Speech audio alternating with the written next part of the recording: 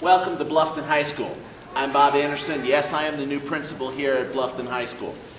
One of the most important things for me is that you need to know what transpired today with your children.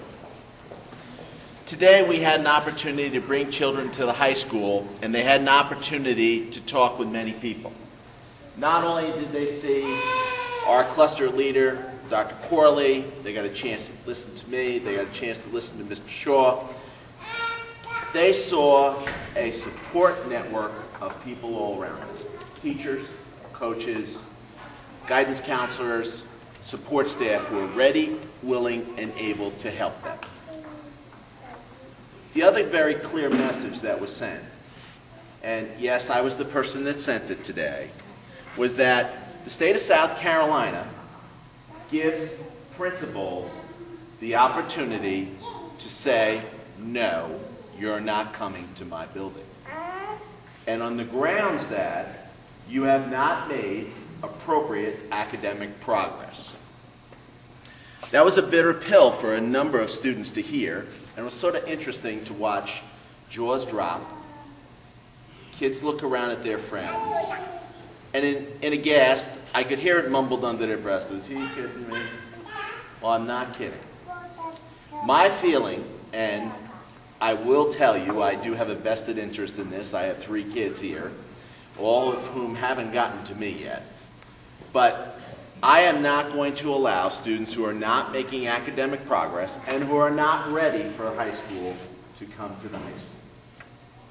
If a student is going to come from the middle school, I anticipate and I expect to have his skills in place. Certainly there are special ed students, there are some language issues, certainly those exist. But students must be making that academic progress. Now, I recognize full well that there are students that are behind the times right now and are failing multiple subjects. And I retained the 8th graders after the 6th and 7th graders left to explain to them again. This is a very proactive step. We're calling this stepping up, but ultimately this is their opportunity to take heed and move forward and get the support they need so that they become successful in the classrooms, so they pass. My goal is not to retain students out of the willy-nilly thought of, oh, I'm going to retain so many. That's not the issue. The issue is, have you engaged in the learning process? Are you moving forward the way you should be? I said to them, very simply, 1, your teachers at the middle school are stand ready to help you. There's computer labs after school, there's support services, there's diagnostic testing that goes on throughout this district. Our PAC tests are very, very important to us.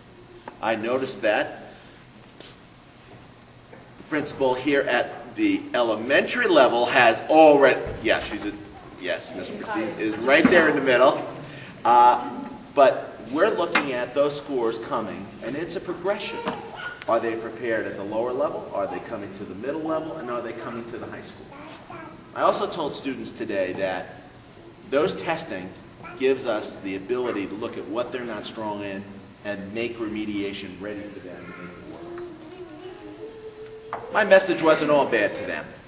And I will stop right now and tell you I had great news today that we got by phone that our robotics team has qualified for the Nationals. So I'm sending my team. I haven't figured out how I'm paying for it yet.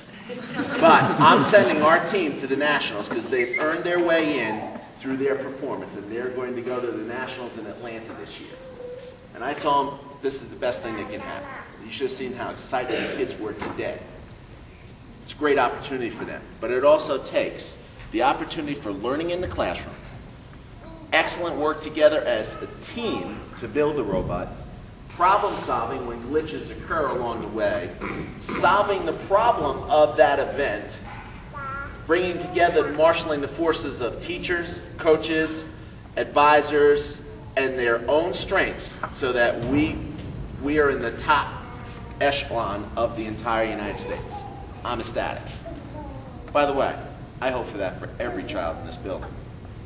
But I also talked about those students who are sitting in our auditorium today. I said, if you are failing one course and you come to high school and you want to participate as a Bobcat, whether it's football or basketball or baseball or marching band or any other kind of activity, you're on thin ice with just one failure.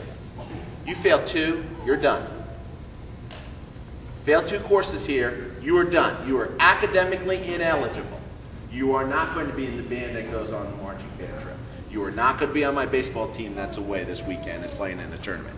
You are not going to have those great opportunities. You won't be on my robotics team that I'm sent to Atlanta.